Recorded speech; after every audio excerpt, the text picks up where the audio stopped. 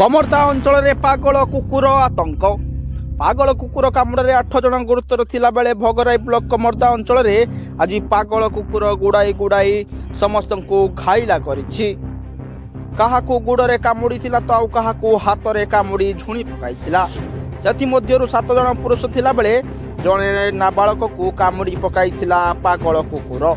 समस्त को गुरुतर अवस्था कमरदा गोष्ठी स्वास्थ्य केन्द्र में भर्ती करा बेले समस्त घर कमरदा अंचल एवं बाहादा निजारामपुर बाउंसदिया बोली जनापड़ी।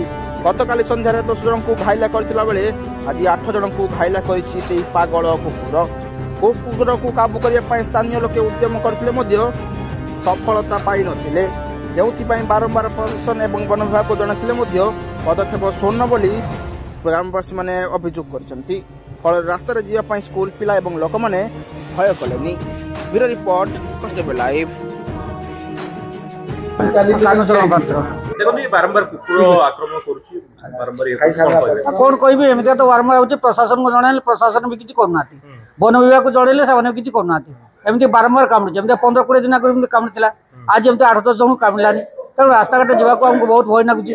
पिला पिली स्कूल जावा पई बहुत भय नागुची। बारंबार तो कुकुर एमिति कामना करूची। कहीं तो बुझुना क्या कहबा। प्रशासन भी ए विषय तत्पर होना।